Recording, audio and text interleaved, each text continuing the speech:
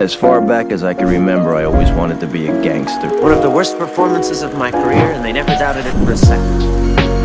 We all go a little mad sometimes. I believe there's a hero in all of us that keeps us honest, gives us strength, makes us noble. You just gotta keep living, man. Livin. Son of a bitch. He stole my life. I love the smell of napalm in the morning. Welcome back to the Shot by Shot podcast, where we break down and analyse new releases, old films, foreign films. We cover it all. And today we're exploring one of the film's best, in my opinion, Sean Baker's latest film, Anora. Unfortunately, Alex won't be able to join us today. He's away doing great stuff for his own film, but we're going to dive into this because I think it's the best of the year so far. So Oscar, starts off. What are your spoiler-free thoughts on Anora? Yes, this is a film that I had obviously massive hype for. I love Sean Baker, Florida Project, film I absolutely adore. I've seen all his films now. There isn't a single miss for me. So I've seen this twice now. Saw it at the UK premiere at London Film Festival a few weeks ago. That was really incredible. This is an interesting film. I think for one, on rewatch for me, I had a few more complaints and frustrations than I did on my first watch. I still think it's an absolutely fantastic film. Don't get me wrong. Is Baker's ability to hide emotion in his characters and just build this level of sadness and reality with the comedy throughout the film that just kind of culminates to a real explosion of a real poignant ending is just so impressive. One of the funniest films in a while, in ages. There's just really long segments of just this endless comedy, and it's all hitting, and I think is probably the best ensemble this year. The performances across the board are all fantastic. Obviously, Mikey Madison obviously getting all the praise at the moment, as deservedly so, and hopefully will be picking up that Best Actress award. I think Baker's ability as a director obviously shines through here. The film looks gorgeous. There's some stunning lens flares, which I always love.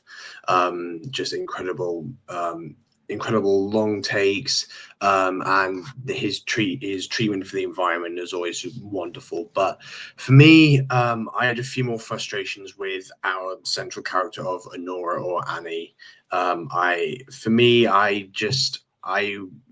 feel like it's one of his weaker main characters in terms of we don't know a ton about her, and I'm one who really hates exposition dumps, but I feel like the way he shoots Annie and kind of framing her within the scenes and the conversations feels a bit empty at times, and I think it works for an extent, the way she speaks, like so much in her silence, but I feel like the ending's really strong in that sense, but I just wanted something more about her.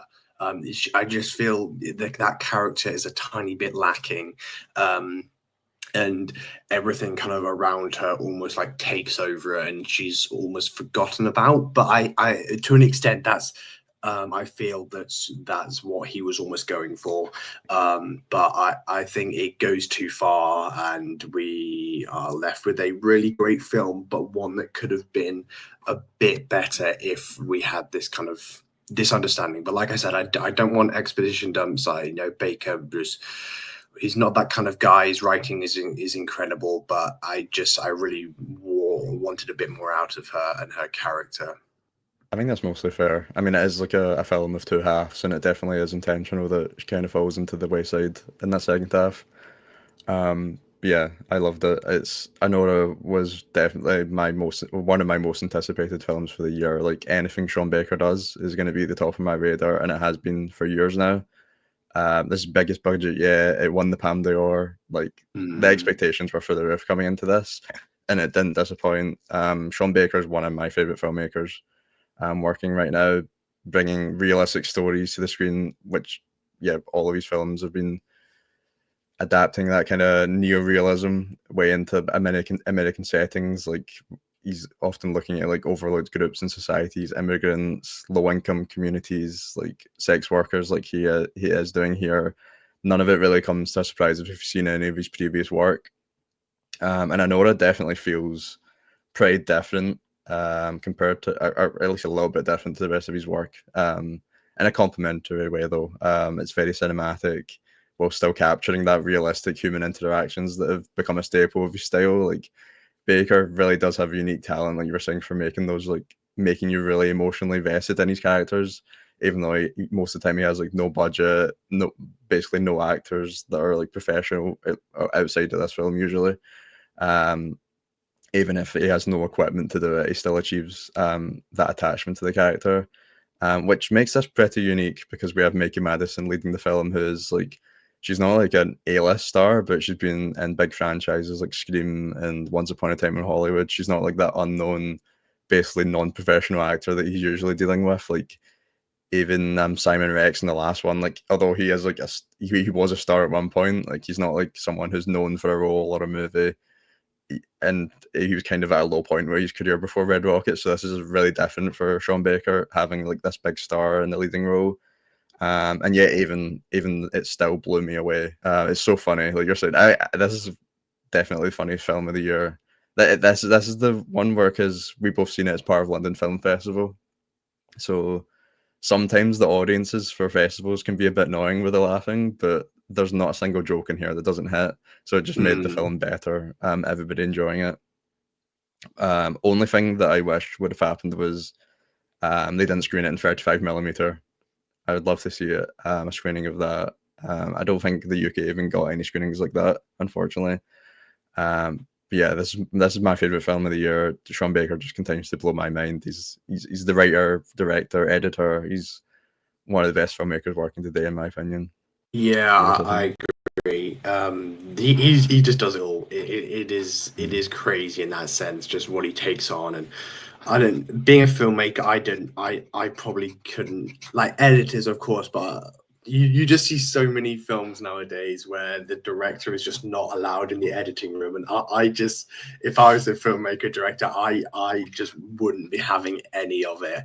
And I think it's so good that he is allowed to edit his own films. And when he spoke about this film, he says that he always loves to go through like the traditional like distribution methods, like not like independent, and then putting it into a festival and getting distribution through there, which I think is always great.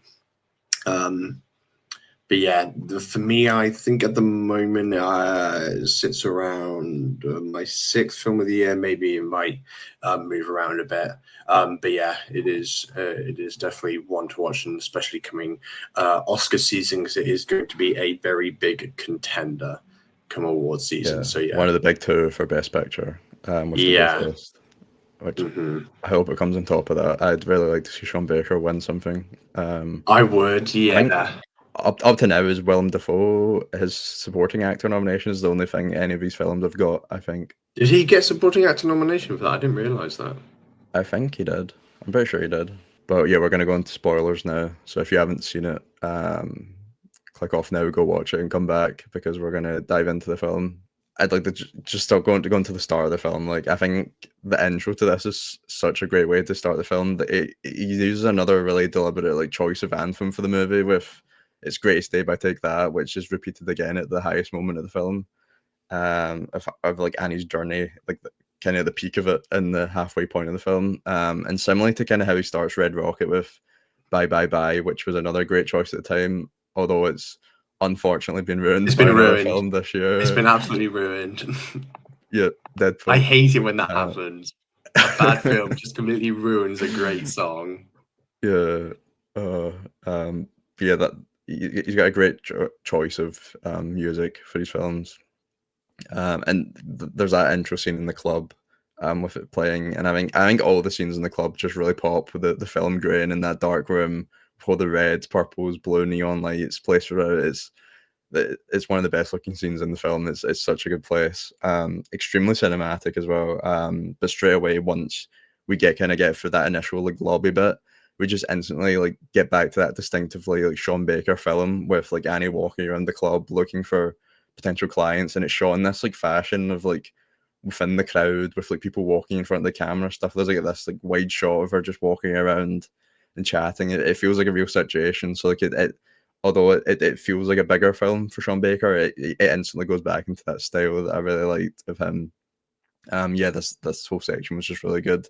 The only thing that I, like you were saying, that we didn't learn too much about Annie, I would have preferred some more scenes of her in her house with her sister, and maybe some more padding onto that kind of side of the story, because there's only like one or two scenes with that.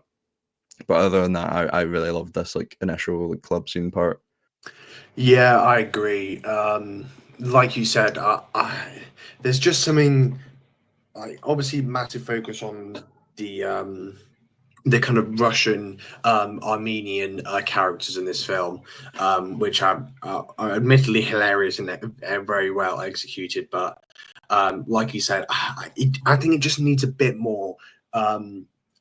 With like even the other sex workers in the club as well, and like you said, her sister at home, those relationships just kind of built up because we only see her sister, and she's in like 2 scenes, like that scene where she asks for milk, and then when she's leaving the house, I'm pretty sure that's it.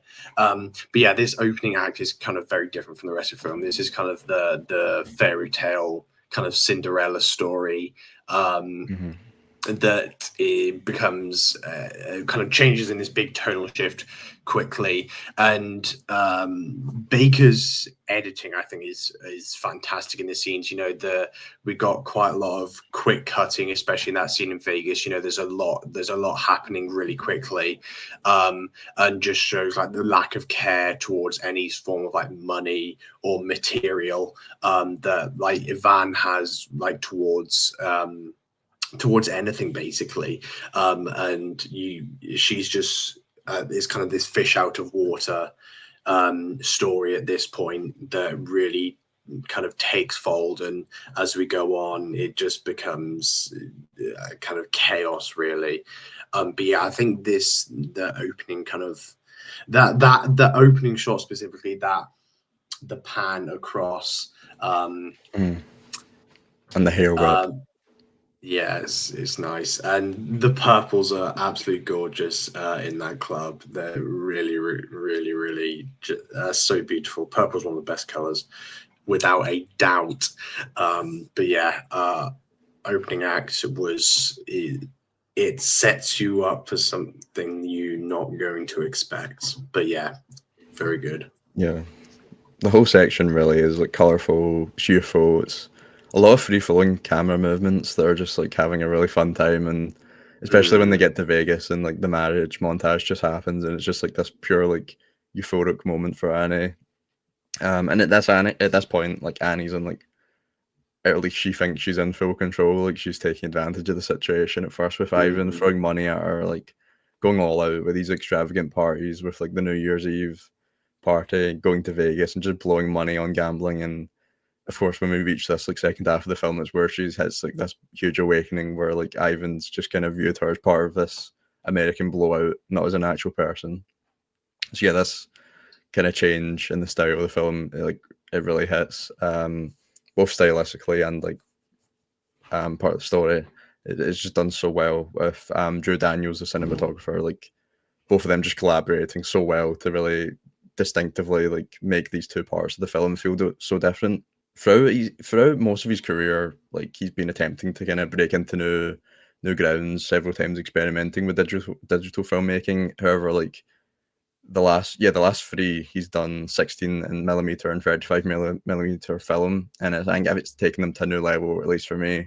It's like I've loved this relationship with Drew Daniels for Red Rocket in this. Like there's some ridiculous shots in here, like you're saying, the most stunning lens flares through those windows of the apartment. It's such a good looking film. Particularly even the blocking as well, just in that house is so good. It's a house full of windows and mirrors, so that must have been so difficult to even work around that. And then the one that stands out for me is the one when they're in bed. Well, this is in Vegas, but it's the proposal scene, and it's where they have like they have like lots of like many long takes hidden kind of throughout the film, which I really like, but you don't really notice it as you slowly zoom into Annie as like the blocking changes, while so they're all still in this frame in the bed, and eventually like Ivan's just like completely off screen and it's all focused on Annie. So yeah, it's very chaotic at times, and fast paced, but it never delves into like standard coverage or anything. It's like all very precise, and I really love the cinematography, and that change in the halfway point it's worked so well with it. Oh yeah, definitely. We kind of there's the shot at the beginning of your house, where Annie's like facing out that just a massive window in the room at the top, like behind her, and then we get a repeated shot at the end with like different background. I think it's all snow. Wait, is it all snowing? I think it's the ending. Is like all Yeah, it's kind of the end of snowing snowing. outside, winter, Mhm. and then the beginning is kind of looking out onto this space.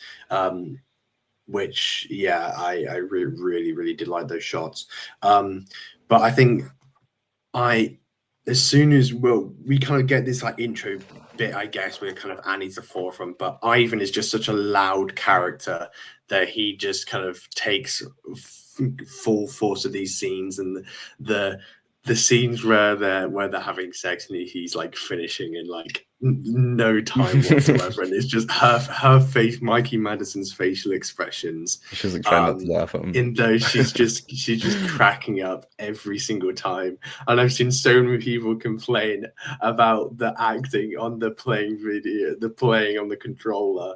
Oh, it's so bad. I didn't even It notice it is the it first is time because I wasn't paying it is attention to so it, but bad. oh, What it's is he so bad. doing? Um, but he As just if kind of he gets annoyed as well, as if he can't pause like a single player game. it's so funny.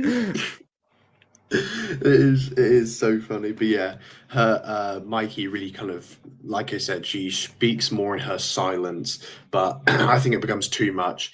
Um, but yeah, just her facial expressions whenever he's doing something stupid or whenever something stupid happens is hilarious. And I think it's kind of there from the start that I know he says that he kind of loves or whatever, and obviously we see that it doesn't last, and who he really is, but he like really only interested in her um for a sex work, like when she first comes to his house, he's like just no time, and he's like speeding up the stairs and like just wants to kind of get into it in a way.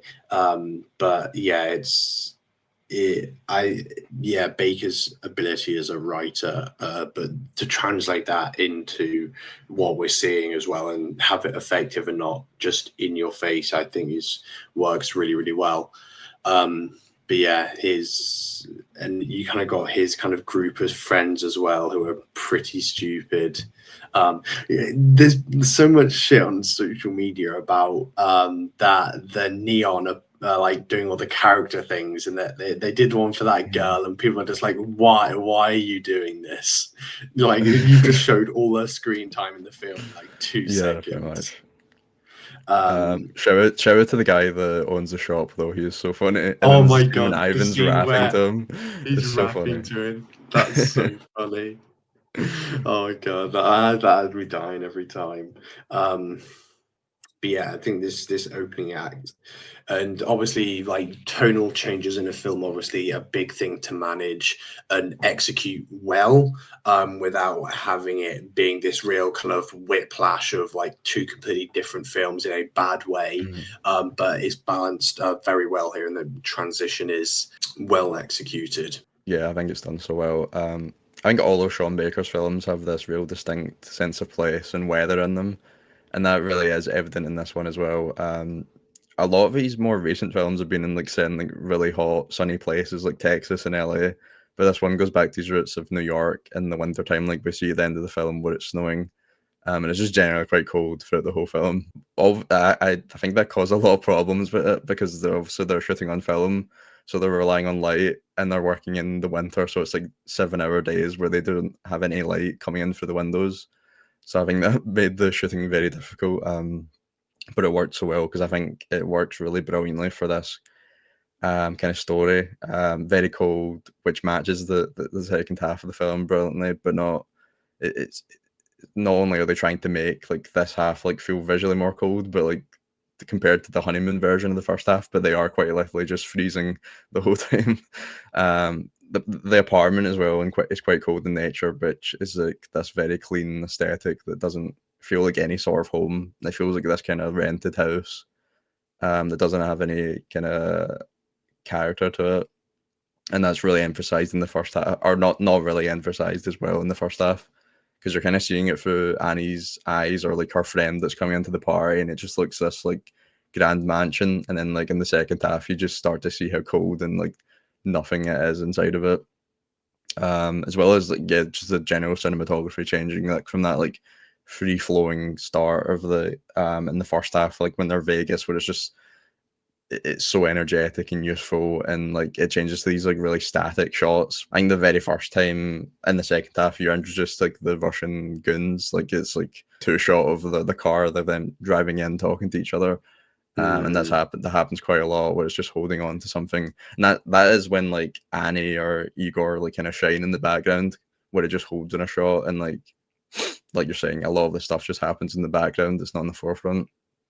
But yeah, I really love the work, the kind of contrast the two halves in this. They wanted to make it look like a 70s film, or kind of style of a 70s film, which I think it definitely did. It definitely did feel like the kind of sort of film that doesn't get made anymore. But yeah, this section ends on like an overhead shot of the house with the Manhattan skyline behind it, and I think it's such a great like end point to this kind of first half. And it's, although I was saying Sean Baker's no stranger to implementing digital aspects to this film, he wanted to commit to just shooting on film this whole time. So have you seen how they shot this this end shot? They obviously they could have put it on a drone to get like a digital shot or something, but he wanted it on film, so they went in a helicopter on the side of the house.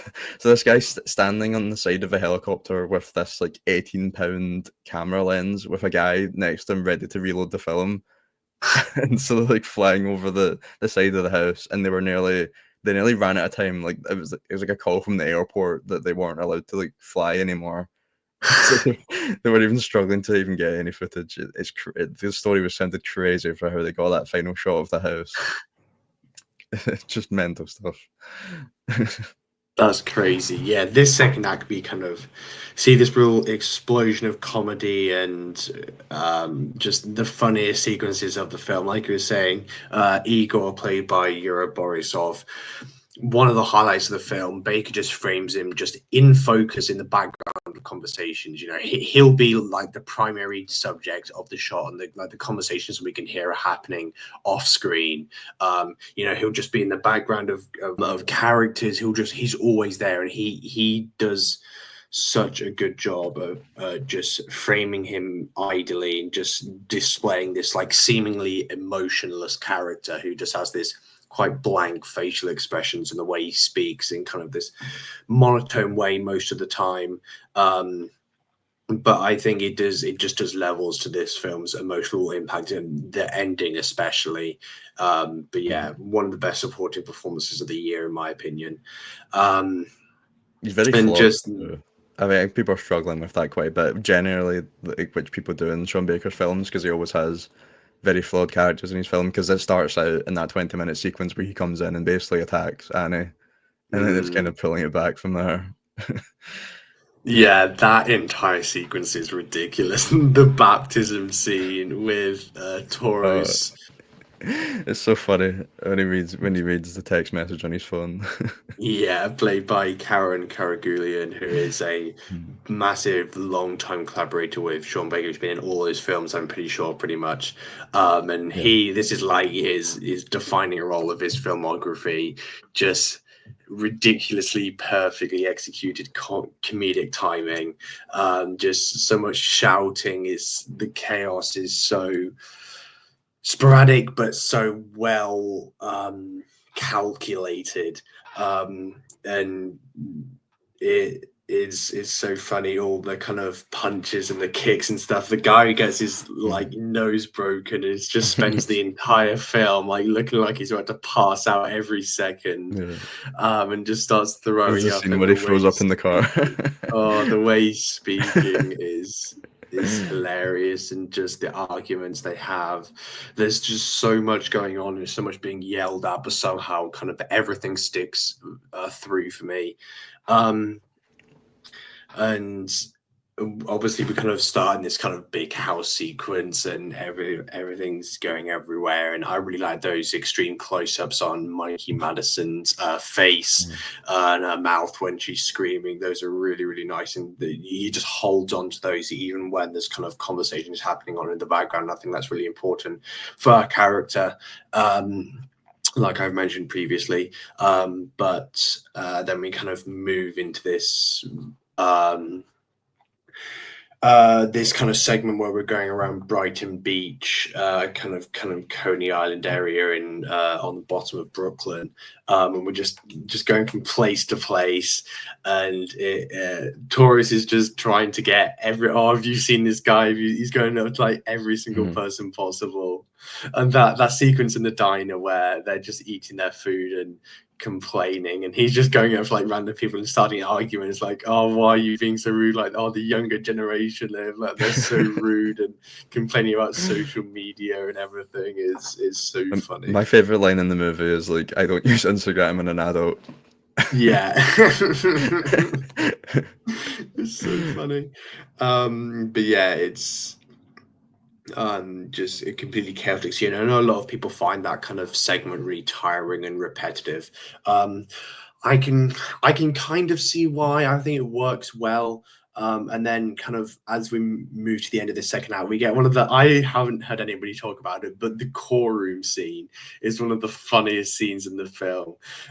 This really rich family has this hold, like this lawyer who they're allowed to, basically they have such control over this kind of court, and their lawyer who they kind of who Taurus is kind of threatening to fire. And it's like, oh, you will get us this like hearing this quickly. And I think it does a very effective way of conveying these like international relationships, even though like they're in a different country in Russia, and they just have such a hold over such kind of a big area. And we're going into this scene, and then she starts talking, and like Taurus is like, Your Honor, she's not allowed to talk, and it's hilarious the way he says that. And then he's obviously we get Ivan, who's been on a bit of a crazy night, who kind of runs away from Annie, and she almost doesn't want to believe that he's this figure who really doesn't care about anything or anyone, in her in particular, which is really sad. But you can see she's trying to hold on to this this kind of fairy tale almost, this kind of love, but she slowly starts to realize and kind of takes forefront as we move into this final acts. He's very immature. I thought there was going to be a reveal that he lied about his age, because there's a moment earlier on where they're like, he's very secretive almost about his age, and like he's asking him how old Annie is. Oh, what is it? He says, she's like, she says she's 23, and she's like, you like act like you're 25. So she's like, different. Technically, this is like one of my favorite scenes when they go into the club and they're dragging him out.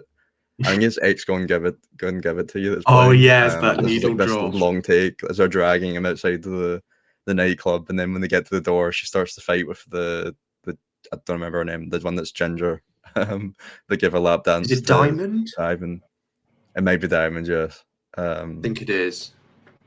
Yeah, and it's actually them fighting. No stunt doubles here. They're all doing it for real, which is very cool.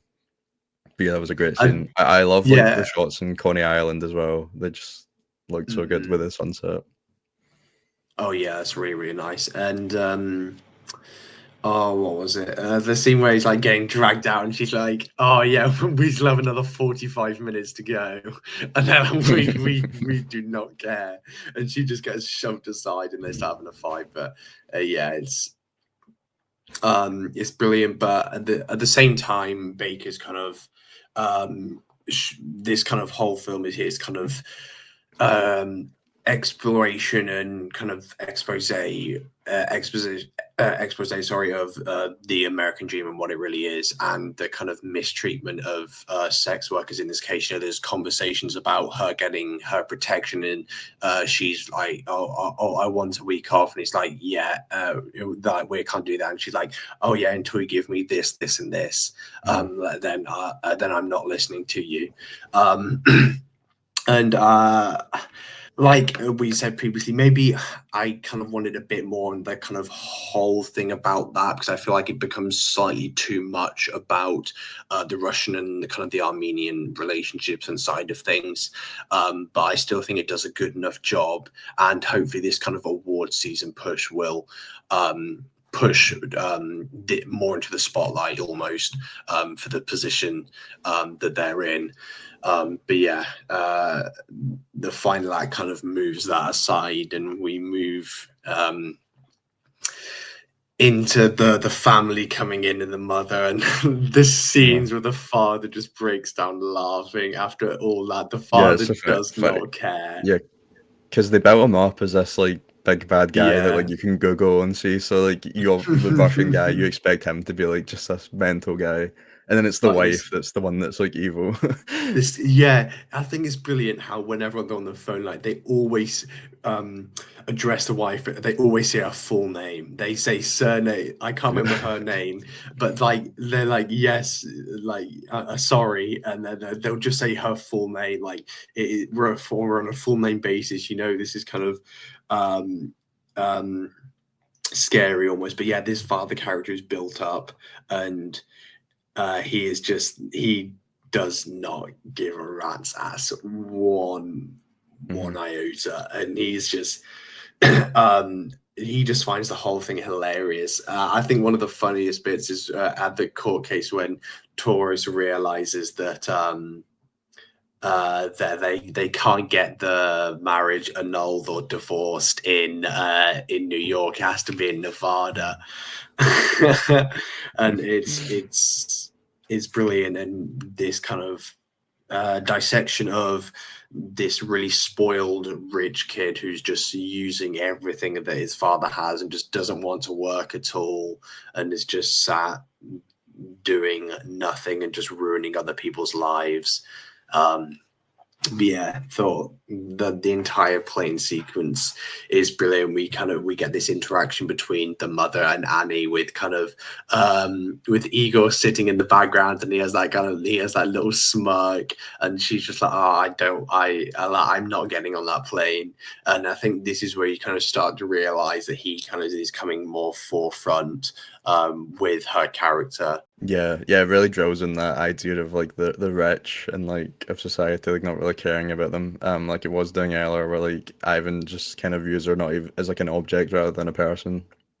And I think that's where Igor really shines, because he's the only really one he's not out there just doing stuff because he's scared of what the higher ups or his boss or somebody's like ordering him about it. He's the only one that really like kind of cares about her and looks at her as like a person, is actually sympathizing with her like in the background throughout that whole journey of trying to find Ivan. He's really the only person that we kind of see like kind of grounded in reality of like a normal person as well, because we get that scene. I think it's his grandma's house he goes to get. That's really sad. So he's the only really person that we get like an insight into outside of like their kind of work life. So he does kind of he stands out a lot, even though he's kind of in the background for a lot of that kind of section of the film. When eventually he kind of becomes like the main character towards the very last part of the film. I just really loved him as like a side character. They're building up to this like section of the film. He gives her the ring that Ivan had bought her at the end. Which this is such an incredible ending. It's such a memorable ending because it's shot very different as well, because it's kind of like that Knights of Kabira ending where she looks into the camera, she almost breaks the fourth wall, looking into it, and then I think this was like the most interesting part of kind of like Annie's character, like we're saying, kind of diving deep into it, because it's just like nobody else has like done anything nice for her for this whole film.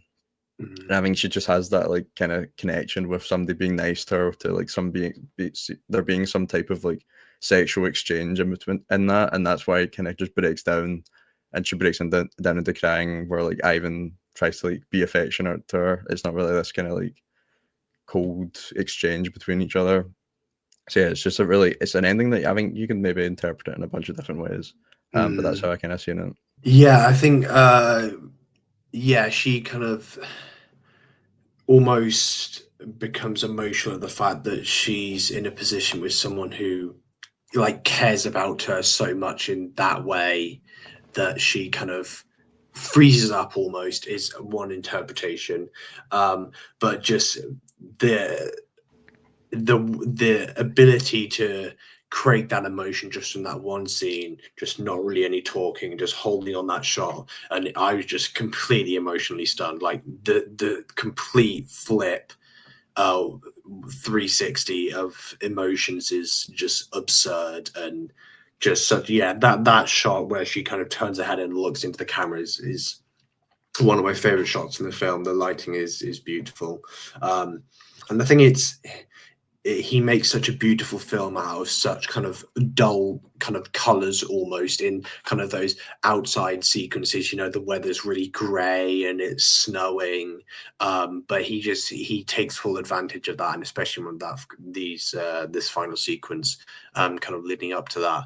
But yeah, the emotion is just crazy, and that kind of, you know, it starts to build up in that conversation they have beforehand in that house, even though they're kind of still bouncing humor off each other, and having the assault, and after all that is like he asks the family to apologize, Ivan to apologize to her, and it's just she just gets a settlement of money from them, and that's it. And yeah, I think it's such a powerful ending, and definitely makes her character for me.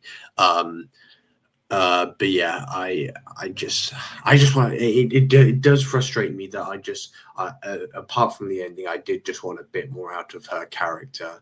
And Mikey Madison just does an absolute tour de force of how you speak without words. But yeah, like I said, I just a bit more meat on the bones in terms of that character. But exposition, I hate. We don't need any of that. But yeah, it just needed a bit more to make it that kind of special, really special Baker film for me. But yeah, it has been kind of slowly dropping my rankings. But yeah, it's still one of the top films of this year, no doubt. I think Mikey Madison has to be walking away with an Oscar. There's nobody really that comes in. Angelina Jolie is the only person that I can see who has any chance of even getting close. Nobody really comes close for what I've seen so far. But yeah, hopefully it does really well at the Oscars. Where does this rank in Baker for you? It's at the moment it's second, but I think I think it may go to third between that and Red Rocket. They're close. Really? Yeah, Florida Project is the clear first place for me. Yeah, Florida Project and this are like 1A and 1B for me. I think they're just very different, and I can't really compare them. And I've loved Florida Project for so long now that it's like cemented as one of my favorites. So yeah, they're like my 1 and 2. Red Rocket that's grown on me. Every time I've watched it, I love that so much. That's my definitely number 3. Starlet is my number 4, and then the rest after that are kind of just like interchangeable for me. Yeah, he's never missed. Such a great filmography. At the moment, so I have Florida Project, then I probably have Red Rocket, then Anora, then Tangerine, Starlet, Prince of Broadway, Takeout, and 4 Letter Words. So yeah, 8 absolute bangers for the most part. Everyone should absolutely go and see. Obviously, big award season contender. I think it's such an important film for what it's trying to do, and Sean Baker's kind of overall message of continually bringing sex workers into the spotlight and the problems that they are facing. But unfortunately, America did elect an absolute moron who is not going to do much good for that. But hopefully, in other countries, that can be changed. And I'm so excited to see what he does next. I know he said, well, he done 16mm with Red Rocket and 35mm. He said he wants to do 65mm next. So that would be incredible if he manages to get a big budget to do that for his next film. I'd really love to see that. Top 5 watches. Yeah. When do we want to go to? Oh, it's been a while. Should we just say beginning of November? Okay, I'm gonna include some rewatches because I've not been watching a lot of new stuff. But my number 5, which was it? My number 5 is it's November, so I mean, I didn't even know this was a thing, but Noirvember is apparently a big thing where people just watch noirs in November. So I went back to The Night of the Hunter, which it's the only film he's done. It's Charles Lawton, who what's his courtroom drama called? I'm blanking on. Witness for Prosecution. Witness for the Prosecution. Yeah, he's the judge or the lawyer. Which is brilliant in that. But this is the only film he ever directed, isn't it? Yeah, and it's incredible. I've been meaning to watch it for ages. It's just like noir that it blends. It's like a genre blend. It's like some people consider it a horror. It's got a lot of thriller elements in it. Yeah, just it's really unique. It's kind of like it's like the classic tale of greed in noir, but it blends all these genres, and it's pretty scary with the main character who is phenomenal in it, and there's just the imagery in it is insane at times. Like it's literally just like moving paintings. So I think it is kind of starting to get heralded as like one of the greatest films of all time. I'd watched it like 2 years ago and thought it was good, but I never really got super hooked into the story. But I just rewatched it, and it's such a great like 90-minute noir, which is something that I really appreciate about all of the noir films as well, because they are just like all pretty much like tight 90 minutes, and they're so good and got such a great story to them. This one, it's so cool. It like places these characters in like paintings almost. It's so weird, and like they're kind of like in doll houses with like negative space around them. It's just the way they frame some characters and locations is so good.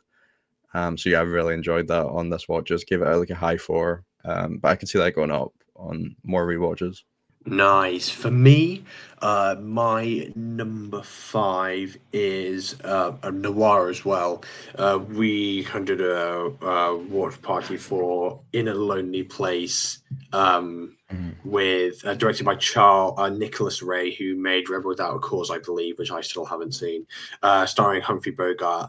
One of his most deranged performances. I absolutely loved this film. It kind of builds on this tear down of like legal innocence and its ability to change character perception, and is so compelling and so fascinating, and I thought the ending was absolutely brilliant. But yeah, that's my number 5, In a Lonely Place from 1950. Would recommend it. It's an absolute banger of a film. Yeah, it's one of his best performances. I still have Treasure of Sierra Madre on top of that, which is another one where he kind of like loses the plot and like yeah. But yeah, just he's such a great performer. My number 4 is The Trial by Orson Welles, because I've seen Citizen Kane, but like it was a couple of years ago, and I didn't view it as like the masterpiece that a lot of people do. But I was really blown away by this. Like Wells's work behind the camera is so crazy, and I know I'm probably gonna love Citizen Kane when I go back to that, because this had like the lighting and just the blocking in this was just masterful instantly. It's like such a great concept that it just throws you into. Anthony Perkins in this as well, which is nice to see another great performance outside of Psycho. But yeah, I think you would really love this. Yeah, I will absolutely check it out. My number 4 is Lars von Trier's Dancer in the Dark. I've been making my way through the rest of his filmography. My entire thing doesn't collapse.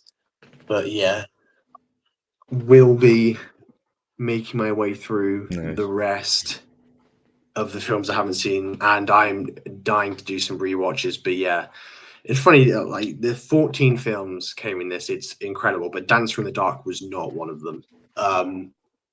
Pretty much every one of his other films, though, loads of restorations, which is great. But yeah, this film is so fantastic. It's Bjork is just she's had such a limited acting career, but she is just the absolute star and force of this film.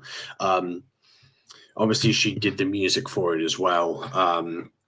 She brings his character to life, and I'll speak more about him later. But Robbie Muller, obviously my favorite DP ever, the greatest to ever do it. Obviously shot this film and Breaking the Waves as well, and is so different his kind of usual color style that he goes for. Obviously Lars's films kind of more bleak and have this digital feel to them. Obviously Dogma 95,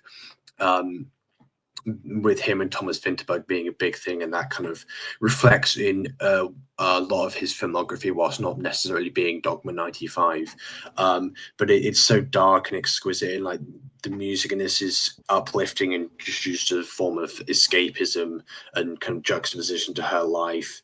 But the visual style of the film doesn't let like the musical sequences drift away, so it still stays perfectly grounded, and the ending just really hits the nail on the head of the like emotional execution that it was going for. But yeah, really fantastic film, and Lars von Trier slowly becoming one of my favorite filmmakers. I just find him really fascinating. But yeah, really great film.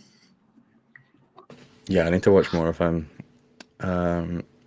But last night I rewatched Do the Right Thing, which I think I'm gonna go watch through Spike Lee's films, because I think this is his third film, and although I loved it like 2 years ago when I watched it, I really didn't appreciate it as like probably just one of the most important films ever made. Really, it's incredibly ahead of its time. It's for a third film, it feels like he's like kind of. I mean, I've not really seen a lot of his older films, but like I feel his style in this is so strong, and for someone that's so young and so early on in his career. So I'm really excited to go and like check out the rest of what he's done. I know like Malcolm X and stuff is viewed as some of his best. I couldn't believe he was like 33 when he made this, because he looks like 20 in the role. But yeah, I give that a 4.5. I think that went up so much on rewatch. What happened to Giancarlo Esposito, man? Like his is by far my favorite performance of his. He's so good in Spike Lee's films, but like after Breaking Bad, he just got on like the biggest bag chasing record ever. Yeah, he kind of gets crazy stuck in that role of the bad guy. And he's such a talented actor, and I think Spike Lee is the director who just gets the most out of him, no matter what. And obviously they're great friends and have collaborated many times. But yeah, that scene with where he gets that guy gets the dirt mark on his shoes, and yeah, just the way it's just iconic. The way he directs all of his actors in that film and the execution of all the dialogue is so wonderful, and it is really magnificent film. For me, my third pick, my kind of top ones are pretty close, but I yesterday actually, I watched Wim Wenders' Until the End of the World, 1991, really kind of under the radar film of his, only 17k logs on Letterboxd, also shot by Robbie Ryan. Pardon? And how long is it? Yeah, it's the theatrical cut is 2 hours and 38 minutes. I was like searching up. I was like, I'd seen this on like someone's favorite list. I was like, I don't know what this film was. I searched up. I was like, oh, it's Wim Wenders' film. So it's like, I say, I want to watch this today. And it's like, oh, maybe I always look on YouTube first to see if anything's on there. So I looked on there. I was like, I saw, and it wasn't on there for free. I had to like pay, and I saw director's cut, and I just saw next to it 4 hours and 50 minutes long. I was like, what?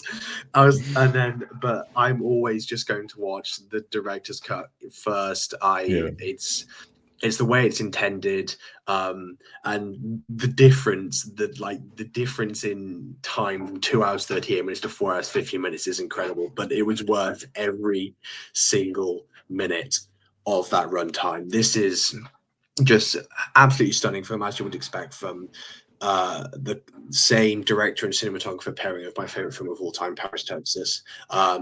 It's just this massive epic and such a grand vision that spans so many countries and cultures.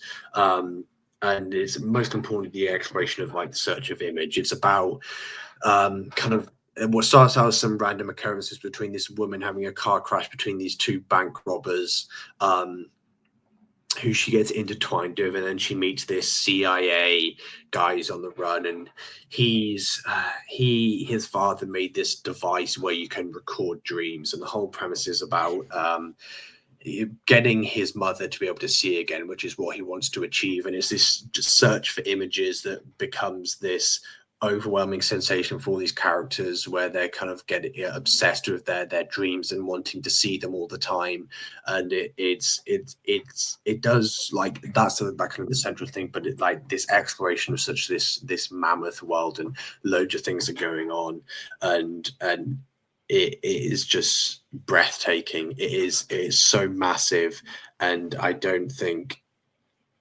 there's kind of a minute wasted. Everything is brilliant. Obviously, Robbie Ryan likes his kind of minimalistic and kind of simple cinematography that he's going for, but his work with kind of neon lighting specifically is just magnificent, and his natural lighting as well is just absolutely incredible. The narrative is quite free flowing, which will for good or for worse, like affect people. I absolutely adored it. But yeah, just two of our greatest artists ever. But yeah, one of Wim Wenders, one of the most underrated projects, and yeah, worth every single minute, and a film that that more people should definitely see, because yeah, really, really extraordinary film. I was just taken over by it. Yeah, sounds cool. I'm interested to see how you cut 2.5 hours out of a movie and not. I don't even know. My second is another rewatch, but we finally got a Criterion sale in the UK because it was the 40th anniversary, which I don't know if we ever get them. I've never seen it since I started like collecting movies seriously, but yeah, we don't, because the price of our Criterions is a constant sale compared to the prices in America. Yeah, true.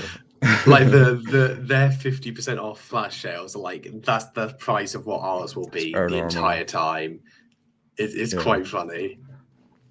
And we still didn't get the whole collection as well, which is annoying. No. This is only select titles. But I picked up After Hours because I'd already been thinking about getting it because it's one of my favorite Scorsese movies, and it's one of the best of the 80s just in general, I think. But in a 4K, it looks incredible. Like the neon lights that are used in the film. Blu-ray Criterion so is good. My favorite. Yeah, you need to pick up the 4K. It's so good. Yes, and it's not quite my favorite Scorsese. It's like top 5, but Scorsese's top 5 is like would be anybody else's best film. Yeah, True. just it's 90 minutes to fly by. It's probably the most rewatchable Scorsese film, which is a big say in his filmography, because I feel like he makes 3-hour films feel like 90 minutes. The pacing in his films are always amazing. But yeah, that's pretty much like the first thing that I think of when it comes to the 80s is After Hours, because it's, I don't know, it's just that kind of like a really low budget, like it's almost a B movie made by Scorsese, which I just really love the idea of. Yeah, it's just 90 minutes of craziness that probably influenced a lot of people like the Safdie brothers in for recent movies. Yeah, I love it. It's a high 4.5. Nice. It's such an enjoyable film. I got to see the 4K restoration of it in cinemas earlier this year, and is such a good time, and it's so manic and like surrealistic qualities to it, which is what I love, and it's just such a unique Scorsese film. But yeah, it's magnificent. But yeah, for my second one, we've already spoken about Spike Lee. I finally got around to watching Malcolm X. Denzel Washington gives, quite frankly, one of the greatest performances in cinema history. I know it's a film that you haven't seen, but I'm so critical of biopics, and I wrote an article on Maria and the kind of landscape of biopics recently and what's kind of going on and why most of them are absolute garbage. But this one just kind of stands so tall, and I'm always critical of films biopics that spend too much time trying to cover so much of one person's life that you just get this collection of absolute nothing. And this film spans quite a range of years, but no moment is wasted, and every moment is necessary. And Spike Lee has the artistic ability to produce such a unique film, and one is just absolutely stunning and his own, and only he could have made this film. And yeah, there's just so many biopics that offend and just are so blandly shot and made and just with no artistic ability behind them. But I just found this so riveting, and it doesn't tear down the legacy of such an empowering individual like he was, and it just completely transcendent. And yeah, I absolutely love this. I thought it was really, really incredible.